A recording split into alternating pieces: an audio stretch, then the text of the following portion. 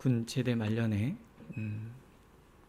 시간이 많아서 어떻게 시간을 유용하게 보낼까 생각하다가 그 책꽂이에 꽂혀 있었던 명심보감을 외워야 되겠다 이 마음을 먹었습니다. 근데 머리가 나빠서 열심히 외웠는데 다 잊어버리고 한 가지만 기억하고 있습니다. 아마 제가 제일 은혜를 받은 구절이었던 것 같아요. 만사 종관이면 기복이 좌우다, 이런 말이 있습니다. 모든 일에 관용을 베풀 줄 알면 그 복이 저절로 굴러 들어온다, 뭐 그런 의미를 갖고 있어요. 이게 굉장히 마음에 와닿더라고요. 이 관용이라는 말은요, 너그럽고 이해심 많고 잘 용서하고 잘 받아주는 마음, 내 생각과 달라도 들어줄 줄 알며 겸손하고 배려심이 많고 국률이 있는 마음, 이런 뜻을 갖고 있습니다. 관용의 반대는 편협함이라고 할 수가 있습니다. 나와 너를 구분하고 내 편과 내 편을 따지는 마음이지요. 이권에 밝아서 내 유익과 해를 따져서 행동하고 또 정죄와 비판을 일삼습니다. 타인의 잘못을 지적하고 정죄하는 데는 빠르고 나와 다름을 전혀 받아들이려 하지 않습니다.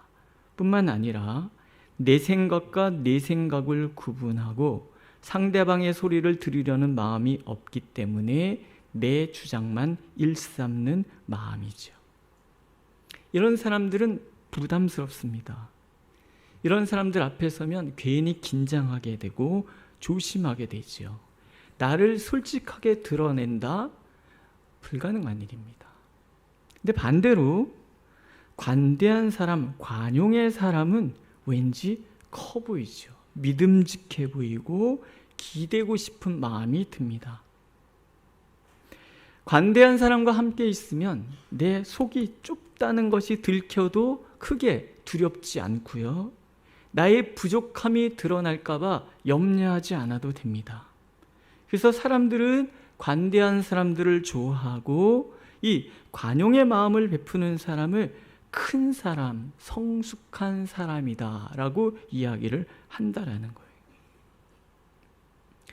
세상만 그러한 게 아니라는 거예요. 우리의 신앙에서도 그렇지요. 예수님께서도 이 마음을 우리에게 가르쳐 주시기를 원하셨다는 것을 우리가 오늘 본문을 통해서 알게 됩니다. 오늘 이야기는 이렇게 시작이 됩니다.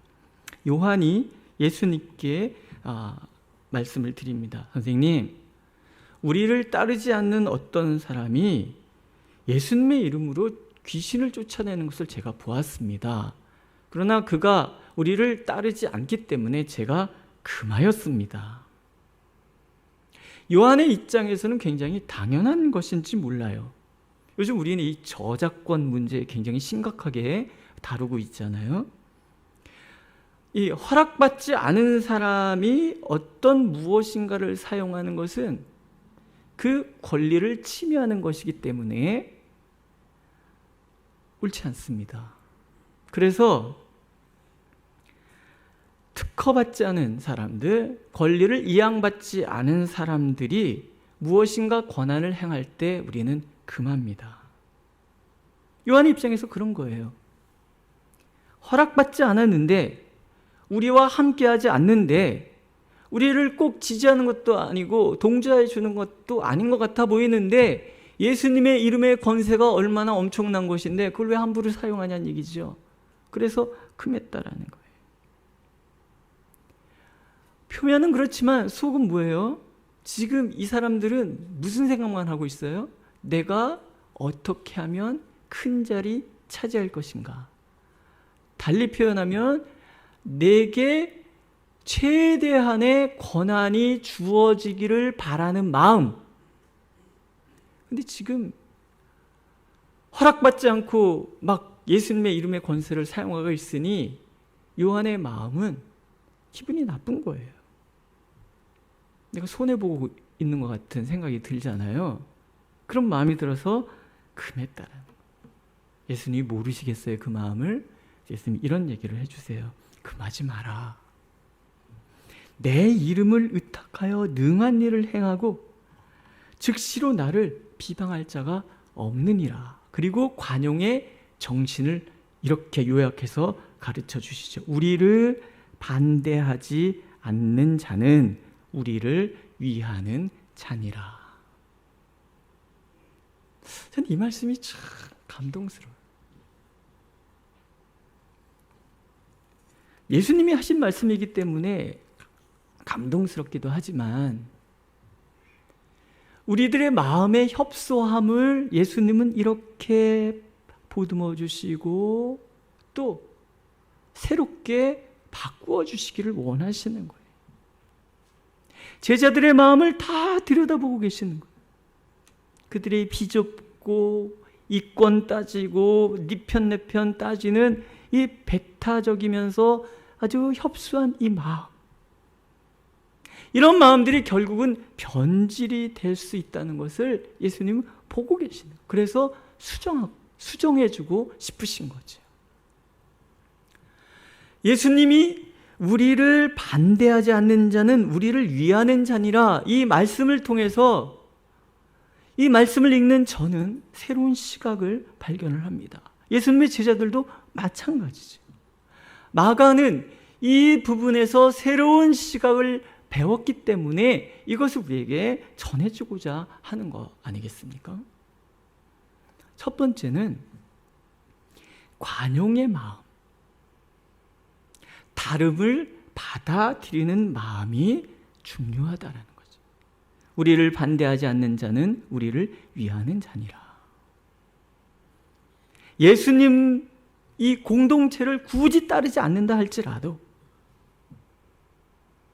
그들이 비방하지 않는다면 모두가 우리를 받아들이는 사람이라고 인정해도 무방하다, 그런 뜻이. 초대교회 얼마나 위험스럽습니까? 우리 집사님 아침에 집을 나서서 저녁 때 귀가하지 못하는 사람들이 많은 위험한 세상이라고 아까 기도 중에 말씀하셨어요. 이게 복잡해서 그렇기도 하지만 초대교회 당시에는 내가 예수 믿는다는 것 때문에 오늘 집을 나서서 저녁에 집에 돌아온다는 보장이 없는 시대예요. 위험하고 모두가 적으로 간주되는 그런 상황, 모두가 나를 위협하는 사람들이라고 간주되는 그런 상황에서 예수님은 또 다른 시각을 보여주시는 거예요. 우리를 반대하지 않는 모든 사람을 다 내 편으로 받아들이라는 거예요. 그게 복음의 정신이라는 거예요.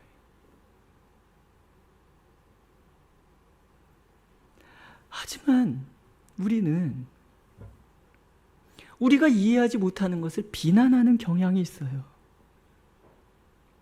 나와 함께하지 않으면 적으로 간주하고 정죄하려는 경향이 있어요. 양극단에 치우치려는 마음은 절대로 나 아닌 타인을 용납하지 않으려고 하잖아요. 저는 이 민족의 DNA 속에는 그런 게 있지 않나 이런 생각이 들어요. 우리는 양극단에 자꾸 서려고 그래요. 내 편 아니면 다 네 편. 진영 논리에 자꾸 사로잡혀 있는 이 민족을 가만히 들여다보면 너무 마음이 아파요.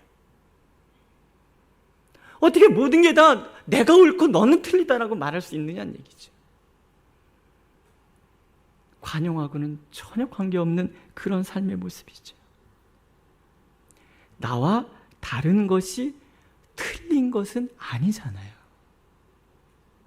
그렇잖아요? 나와 다른 것은 받아들임의 대상인 것이지 결코 비난이나 정죄의 대상은 아니라는 거예요. 또 한 걸음 더 나가서 어린아이처럼 신앙이 미약한 자들 또한 정죄하고 비판의 대상이 아니라 이들 또한 받아들여야 되는 대상일 뿐이라는 것을 예수님은 말씀해 주고 계시는 거예요. 누구든지 너희가 그리스도에게 속한 자라 하여 물 한 그릇이라도 주면 내가 진실로 너희에게 이르노니 그가 결코 상을 잃지 않으리라. 예수님이 우리를 대하시는 방식이라는 거예요. 뭐 큰 일을 해야지 알아주시고 큰 상을 베푸시는 그런 분이 아니시라는 거예요. 작고 보잘것없는 일, 그저 예수 믿는 사람이라는 것 때문에 물 한 그릇이라도 이렇게 떠줄 수 있는 그런 마음, 그 마음도 예수님은 보기 계시고 그걸 크게 생각하셔서 마지막 날에는 상을 잃지 않으시겠다고 얘기하고 계시는 거예요.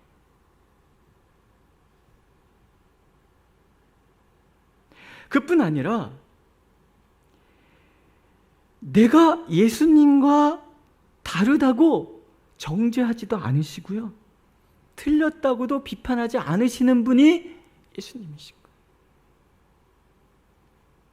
내가 행하는 아주 작은 일이라도 예수님을 섬기는 마음으로 한 것이라면 한 가지도 버리지 않고 다 기억해 주시겠다고 약속하시는 그런 분인 거예요. 왜 이런 얘기를 하시겠어요? 다름이 인정되지 않고 반대가 허용되지 않는 공동체는 성숙한 공동체가 될 수 없다는 거예요. 반대할 자유가 우리에게는 있습니다. 믿으십니까? 있는 거예요. 어떻게 입 다물고 가만히 있으면 독재도 아니고. 다르기 때문에 가치도 다르고 생각도 다르고 일을 진행하는 방식도 다르고, 우리 성격 같은 사람이 어디 있습니까? 다 다르잖아요. 저희 집에 아이들이 셋이 있는데요, 큰애는 겉모습은 엄마 비슷하게 닮았는데, 물론 제 모습도 있어요. 속은 완전히 저를 복사한 것 같아요. 둘째는 저를 아주 많이 닮았는데 참으로 엄마의 좋은 점만 골라가지고 있고요. 막내는 둘 중에 이렇게 이제 푼수짓 하는 거예요. 이해하고 받아들여요. 엄마 아빠의 예쁜 모습만 닮았는데 속은 엄마 복사판이에요.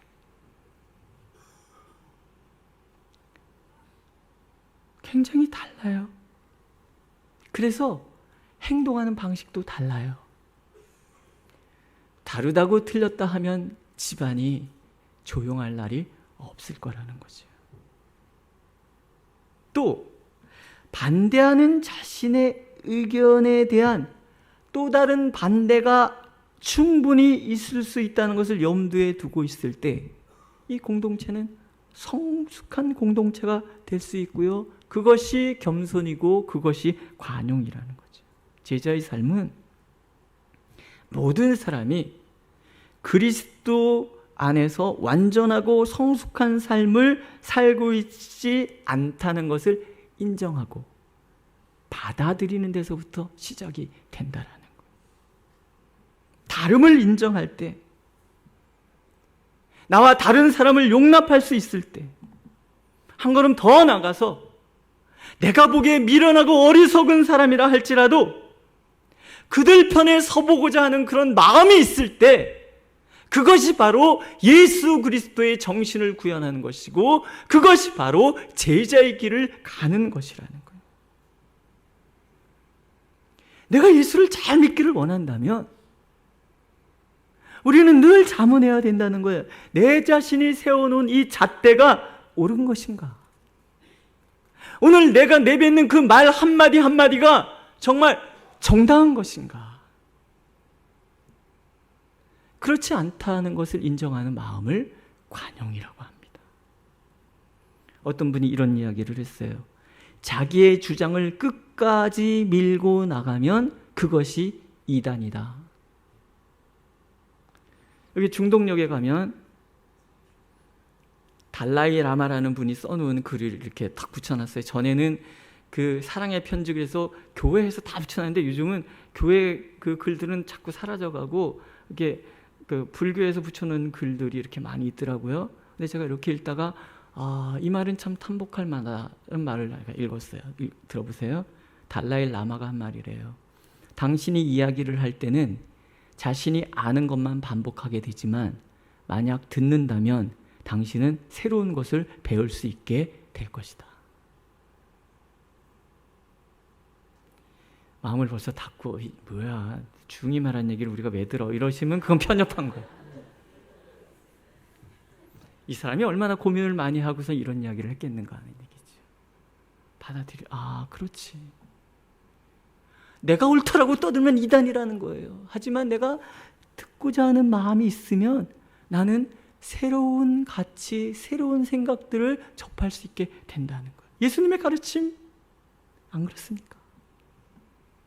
예수를 몰라도 이런 생각을 하는데 예수 믿는 우리가 편협함에 사로잡혀서 네 편 내 편 따지고 그렇게 정죄하고 비판하고 우리와 함께 하지면 나 적이다라 이렇게 간주하고 살아간다면 이 세상이 어찌 되겠는가?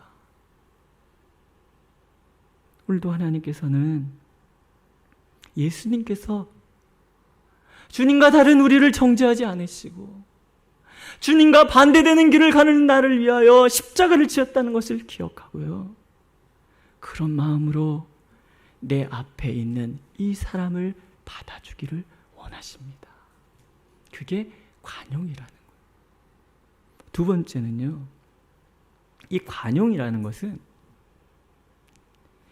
타인에게는 관대하지만 나에게는 엄격할 수 있는 마음도 해당된다는 거예요. 관용이라는 말 자체가 무비판적인 수용을 이야기하지 않습니다. 엄격한 잣대를 가지고 있는 거예요. 하지만 그 잣대를 가지고 이 잣대를 타인을 향하는 것이 아니라 그 잣대를 항상 나에게 향하는 삶을 말한다라는 거예요. 어떻게 그럴 수 있는가 하는 거예요. 두 가지를 기억하시라는 거예요. 첫째는 우리에게는 그날이 있다라는 거예요. 그날 예수님이 우리를 만나주시는 그날이 있다라는 거예요. 믿으십니까? 그날은 심판의 날이에요. 종말의 날이에요. 우리가 하나님 앞에 서는 날이에요. 내 모든 행동, 내 모든 삶이 낱낱이 하나님의 잣대 속에 판단되어질 그 날이에요. 그날은 신앙의 핵심입니다. 마가복음의 핵심장은 13장이에요. 종말에 대한 이야기. 그러니까 우리는 제자의 삶이란 그날을 준비하며 살아가는 삶이라는 거예요. 그날 내가 받을 평가, 그 평가에 따라서 내게 주어질 상급, 그것을 기약하는 삶. 예수님은 오늘 그날 우리의 삶의 끝에는 두 가지가 있다는 거예요. 하나는 천국, 하나는 지옥. 예수님께서 지옥에 대한 얘기를 하고 계세요. 조나단 에드워드라는 19세기의 부흥사는요, 지옥에 이글이글 타오르는 불이 너를 기다리고 있다라는 말을 설교 때마다 했다 그래요. 지옥 간다는 말 듣기 좋아하실 분이 누가 계시겠습니까? 저희 작은 할아버님이 유학자세요. 뭐 이렇게 충문 이렇게 제의문 같은 거 작성할 때 보면 굉장히 금방 작성해. 뭐 유세차 뭐 이러면서 뭐 쫙 저희 아버지 돌아가실 때 그분이 제의문 낭독하시고 막 그러더라고. 그때 이제 저희만 교회를 다니고 뭐 그래서 워낙 어르신이 와갖고서는 이제 그 장례를 집례하니까 뭐 누가 뭘 할 수도 없고 유세차 뭐 이러면서 이제 막 하세요. 이제 늘 그분은 책을 끼고 사셨어요. 아마 제가 그분 옆에 살았다면은 지금 한학자가 돼 있을지도 몰라요. 그랬어요. 근데 그분이 돌아가시기 1년 전에 이제 추석 때 이렇게 갔는데 이제 저희 형이 그때 가셨고 우리 형이 장손인데 이 장손과 이 막내의 대접이 다르다는 걸 때 제가 얼마나 알았는지 세상에 집안에 이런 차별이 존재할 수 있다니. 추석날 명절 때 할머니 찾아뵙는 거는 나였는데 우리 형은 군인이라고 한 번도 가본 적이 없는데 겨우 한 번 딱 갔는데 우리 형이 왔다고 할아버지께서 올 정도로 대단한 권세가 장손이더라고요. 배알이 꼴렸었습니다. 그때 말은 안 했어요. 근데 할아버지가 오셔가지고 뭔 얘기하냐면 그냥 웃자고 하는 얘기예요. 할아버지가 오셔가지고 어느 날 꿈을 꾸셨다는 거예요. 꿈을 꾸셨는데 자기가 굉장히 좋은 데를 가 있더래요. 여기가 어디냐면 그때 극락이라고 그랬대요. 그래서 꿈속에서 춤을 덩실덩실 추다가 깨셨어요. 우리 형이 그냥 넘어갈 리가 없죠. 우리 형이 그때 할아버지 손을 탁 잡고 얘기했어요. 할아버지, 예수 믿어야 거기 갈 수 있습니다. 근데 할아버지가 수긍하시는 거예요. 옳다 아범아, 내가 보니 예수 믿는 너의 가정이 가장 잘 됐더라. 기억하마. 제가 그때 옆에서 이렇게 보고 있다가 그런 생각이 들었어요. 예수 믿는 사람이든 예수 믿지 않는 사람이든 내 삶의 끝자락에서 또 다른 영혼의 세계가 열리고 그 삶이 나에게 행복했으면 좋겠다라는 욕망을 다 가지고 있구나. 그러니까 지옥 간다라는 얘기를 하면 불쾌한 거예요. 받아들이고 싶지 않은 거예요. 예수 믿는 사람들도 그래요.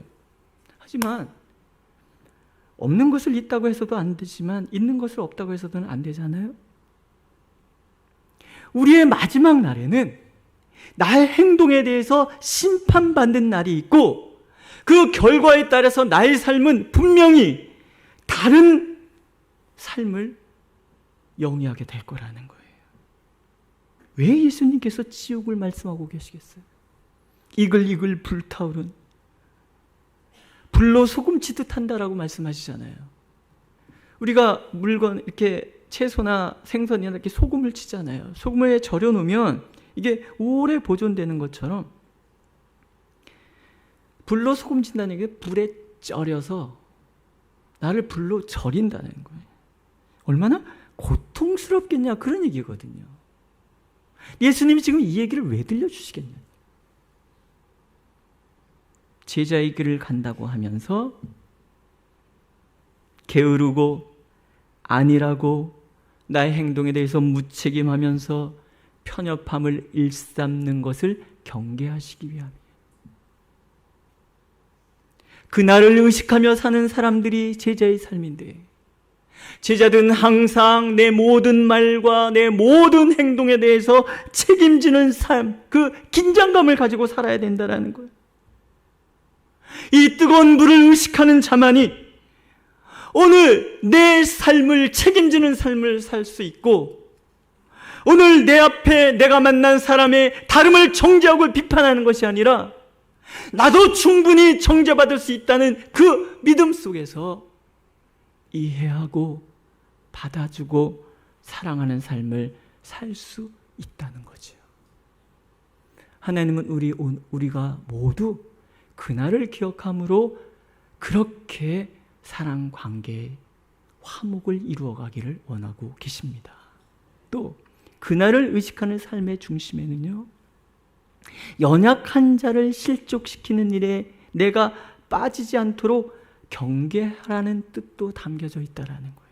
예수님이 이어서 말씀하시잖아요. 누구든지 너희가 그리스도에게 속한 자라여 물 한 그릇이라도 주면 내가 진실로 내게 이르노니 그가 결코 상을 잃지 않으리라. 또 누구든지 나를 믿는 이 작은 자들 중 하나라도 실족하게 하면 차라리 연자맷돌이 그 목에 매어 바다에 던져지는 것이 나으리라. 작다고 연약하다고 무례하게 행동해서는 안 된다는 뜻이에요. 작은 자를 대접하는 일이 크게 칭찬받을 일이라면 작은 자들이라고 함부로 대하는 그 행동 또한 하나님 앞에 심판을 받을 거라는 거예요. 우리의 말 한마디, 행동 하나하나를 조심해야 되는 이유가 거기에 있는 것이요. 타인의 이야기에 귀를 기울여 주는 것, 그들을 이해하고 함부로 정죄하지 않는 것, 나아가 그 아픔을 공감해 주는 것, 이게 모두 관용이라는 거예요. 저희 청년 때 저희를 지도하던 목사님을 이렇게 찾아뵙고 얘기를 나누는데 그분이 이런 얘기를 하세요. 나는 요새 사람들의 이야기, 행동을 볼 때마다 그 인생에 어떤 맥락이 있지 않았을까라고 생각을 하신다. 그냥 오늘 지금 드러난 그 행동 때문에 정죄하거나 칭찬하거나 하지 아니하고 그렇게 행동할 수밖에 없었던 그 삶의 맥락이 무엇일까를 가만히 살펴보기 시작하셨다는 거예요. 그렇지 않습니까? 어떤 사람 평소에 안 그래도 갑자기 돌출 행동하는 사람들이 덜어 있단 말이죠. 그런데 그런 행동을 하는 것 자체를 비판하기 시작하면 나만 할 사람이 없다라는 거예요. 그래서 예수님께서는 누구에게도 무례하지 않도록 조심하는 것이 진정한 관용의 정신이다라고 우리에게 말씀하고 계시는 거예요. 근데 이거는요, 단호한 결단이 필요하다고 주님이 말씀하시잖아요. 막 손을 자르고 발을 자르고 눈을 뽑을 정도의 결단이 있어야 돼요. 누군가를 실족시키지 않도록 하는 데는 그런 결단이 필요해요.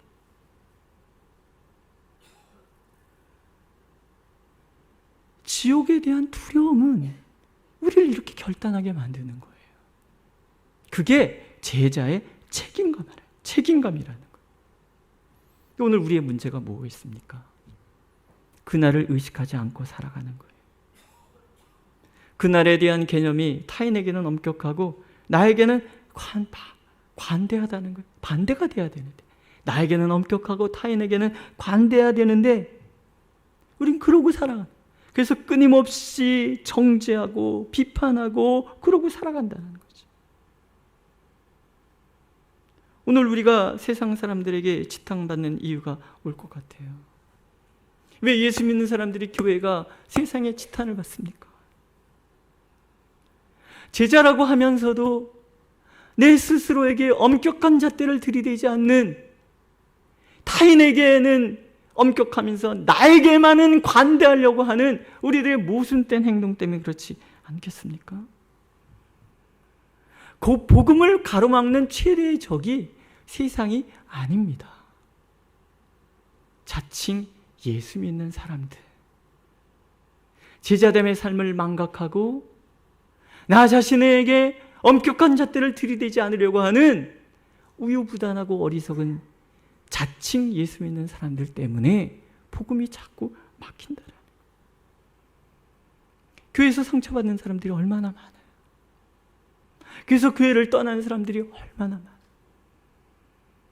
제가 전에 있던 교회 새로 성도들이 등록을 하면 제가 이렇게 1시간 가까이 이렇게 만나서 차도 대접하고 얘기 들어주거든요. 많은 분들이 전에 교회에서 상처받은 이야기를 해요. 그럴 때마다 제가 일어나서 인사합니다. 90도 미안합니다. 내 그냥 목사 대표는 아니지만 대표 같은 마음으로 미안합니다. 저는 사실 여러분들 앞에 되게 미안한 마음으로 서 있습니다. 제가 목사가 아니었으면 덜 미안했을 텐데 목사라는 것 때문에 굉장히 미안합니다. 혹시 제가 미안하다고 절을 하면 마음이 조금 녹아질까요?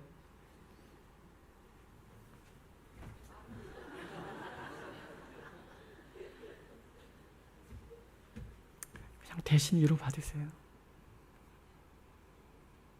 미안한 거예요. 마음이 아픈 거예요.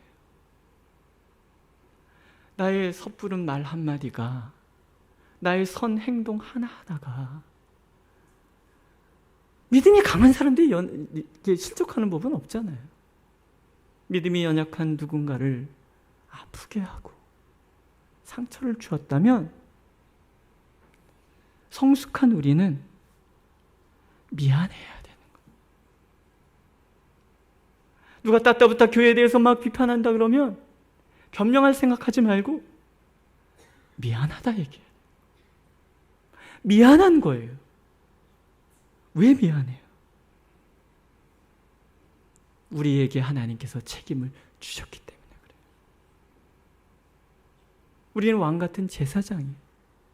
하나님과 세상의 중간에 서서 때로는 세상 사람들의 그 죄악을 짊어지고 하나님의 마음을 위로해드려야 할 사명이 있는 사람들이고, 반대로 세상을 향해서는 하나님의 진노를 전하고 그들을 다시 일으켜 세워야 될 책임이 우리에게 있는 거예요. 근데 중간에선 우리가 편협함 때문에 누군가를 상처 주고 실족하고 있다 그러면 어떡하냐는 얘기죠. 그래서 예수님은 우리 스스로가 누군가 연약한 자들을 실족시키지 않도록 나 자신을 단호하게, 내 눈이 잘못했다면 눈을 뽑아버릴 마음으로, 손이 잘못했다면 손을 잘라버리고, 발이 잘못했다면 발을 잘라버리는 그런 마음으로 하나님 앞에 살아가라는 거예요. 나에게는 그런 마음으로, 타인에게는 무한한 관용으로. 왜? 관용이 곧 화목과 연결되기 때문에 그렇습니다. 예수님이 이렇게 말씀하시잖아요. 소금은 좋은 곳이로되 만일 소금이 그 맛을 잃으면 무엇으로 이를 짜게 하리요? 너희 속에 소금을 두고 서로 화목하라. 소금은 두 가지 역할을 합니다. 하나는 방부제 역할을 하죠. 또 하나는 모든 것에 골고루 스며든 음식을 맛깔스럽게 만듭니다. 제자라는 것은요, 이 세상에서는 방부제 역할을 하는 거예요. 썩어져가는 이 세상이 더 이상 썩지 않도록 막는 역할을 우리가 하는 거예요. 또 하나는 이 세상이 살맛 나는 곳으로 바꿔가야 돼요. 참된 교회가 거기 있어서 부천이 살맛 나. 아무개는 교회 다닌데 그 사람이 우리한테 있어서 우리 회사가 살맛나, 우리 사업장은 살맛나, 우리 사장님 예수 믿는 사람이, 우리 사장님만 보면 나는 인생이 살 것 같아. 믿으십니까? 우리가 그런 사람들이라는 거예요. 변치 않는 소금처럼 변하지 않는 화목함을 이루어가는 그런 삶을 살아가는 존재, 누구라고요? 나인 거예요. 나. 그래서 우리는 늘 경각심을 가지고 변하지 않는 소금 같은 화목함을 이루기 위하여 나 자신에게는 엄격하고 타인을 향해서는 관대하고 그런 삶을 하나님은 살기를 원하시는 거예요. 우리가 살아가는 이 시대가 정죄가 얼마나 많습니까? 비판의 소리가 얼마나 가득합니까? 말 한마디 잘못해도 용서와 관용의 말보다는 정죄와 비판의 소리가 너무 높아요. 어떻게든지 흠집내고 어떻게든지 끌어내리려 하고 분노, 앙심, 기회를 봐서 해를 끼치려는 그런 마음, 용서라는 말이 사라진 지 오래된 그런 시대를 우리가 살아가고 있어요. 세상만 그런가요? 교회도 그래요. 다들 뒤끝이 만리장성이라서 한번 꽁 하면 10년, 20년, 어떤 때는 한 30년 전에 한 얘기도 꺼집어내서 허걱하게 만드는 그런 정말 그리스도인들. 숨이 콱 막힐 때가 있지 않으십니까? 아니, 저를 만난 분들이 가끔 그러더라고요. 저한테 정 목사님 숨 콱 막히게 한다고. 참 미안합니다. 제가 질환지교를 꿈꾸며라는 글을 참 좋아해요. 저녁을 먹고 나면 허물없이 찾아가 차 한 잔을 마시고 싶다고 말할 수 있는 친구가 있었으면 좋겠다. 입는 옷을 갈아입지 않고 김치 냄새가 좀 나더라도 흉보지 않을 친구가 우리 집 가까이에 있었으면 좋겠다. 비 오는 오후나 눈 내리는 밤에도 고무신을 끌고 찾아가도 좋은 친구. 밤늦도록 공허한 마음도 마음 놓고 보일 수 있고 악의 없이 남의 얘기를 주고받고 나서도 말이 날까 걱정되지 않은 친구가. 참 관대함의 극치다. 이 글 읽을 때마다 전 그런 생각이 듭니다. 그게 우리 공동체인 거예요. 막 밥 먹고 났는데 김치 먹었으니까 김치 냄새 풀풀 나고 그 청국장 먹으면 청국장 냄새 푹푹 나는데 갑자기 집사님 나 차 마시러 가도 돼? 그래서 왔는데 어머나 김치 냄새 청장 먹었어? 이런 얘기 절대 하지 않고 예, 열심히 뒷담화 까고서는 막 그냥 뭐 아무개 장로님도 욕하고 아무개 권사님도 욕하고 그 인구만 없으면 내 인생이 살 것 같아 막 그런 얘기 막 했는데 절대 말라 하지 않고 믿으십니까? 자신 있으십니까? 하나님은 우리가 그런 사람 되기를 원하시는 거예요. 그래서 이 공동체가 소금같이 화목한 공동체, 그냥 바라만 봐도 너무 좋은 사람들. 그렇죠? 옆에 분이 어떻게 보이십니까? 왼수를 사랑해야 되는데 그렇게 보이십니까? 아니면은 그냥 좋으십니까? 아니 왜 저를 보고 끄덕거리십니까? 옆에 분을 보고 끄덕거리셔야지. 하나님께서는요, 이 교회가 그런 교회가 되기를 원하시는 거예요. 왜 마가 목사님은 이 이야기를 굳이 꺼냈을까요? 보고 있는 거예요. 교회가 얼마나 분열에 취약한 곳인지를 보고 있는 거예요. 예수님도 보고 계시는 거예요. 화목해야 할 사람들이 화목을 잃는다면, 용서해야 될 사람들이 편협함과 옹졸함에 사로잡혀 갈등과 반목이 가득한 교회가 된다면 세상은 희망이 없다는 거예요. 하나님은 그 마음을 때문에 이런 이야기를 들려주고 계시는 거예요. 왜? 세상의 문제는 곧 교회의 문제라는 거예요. 제자들의 문제라는 거예요. 교회가 바로 서야, 교회의 관용이 사라진다면 이 세상이 어떻게 용서와 화해와 관용을 배울 수 있겠는가? 예수 그리스도의 십자가의 정신을 구현하지 못한다면 어떻게 이 세상이 구원받을 수 있는가? 어디부터? 교회부터, 우리 안에서부터 용서하고 받아주고 이해하고 네 편 내 편이 아니라 다 주님의 사랑하는 자녀들. 아십니까? 우리 천국 가면 내가 제일 원수같이 생각하는 사람이 천국에서 매일 만나게 될, 그것도 한두 번도 아니고 영원히 만나야 될 왼수라는 거 아십니까? 전에 우리 교회 건축하고 의자가 새로 막 들어왔어요. 근데 그 의자를 들여온 그 성구사 집사님이 갑자기 제 방에 찾는 얼굴이 하얘졌어요. 왜 그래요? 그랬더니 뭐 이렇게 하자가 좀 있었나 봐요. 그 담당하시는 집사님이 다 가져가라고 그랬대. 500개를 3층까지 아주 녹초가 돼서 올렸는데 이거 다 가져갈 생각 해보세요. 얼굴이 하얘져 갖고 왔어요. 그래서 도대체 뭐가 문제예요? 그랬더니 이렇게 핀 박는 게 좀 덜 박혔어. 그래서 이거 예배당에서 수리할 수 있어요? 그랬더니 수리할 수 있대. 바닥에 떨어진 깨끗이 청소도 해주실 거죠? 해주겠대. 그래서 제가 그 집사님을 찾아갔어요. 집사님, 우리 천국 가면 다 만날 건데. 제가 한마디 했어요. 우리 천국 가면 만날 건데. 네. 따라해보세요. 우리 천국 가면 다 만날 텐데 하루 이틀 만날 것도 아니고 영원히 만날 건데 얼마나 끔찍할까. 믿으십니까? 믿으십니까? 하나님, 우리가 그렇게 제자의 향기를 품기를 원하십니다. 피조물들이 고대하는 바는 하나님의 아들들이 나타나는 것이니, 아픔의 시간을 통해서 우리가 이 교훈을 가슴에 품는다면 우리 교회는 세상을 살리는 교회가 될 것입니다. 기도하겠습니다.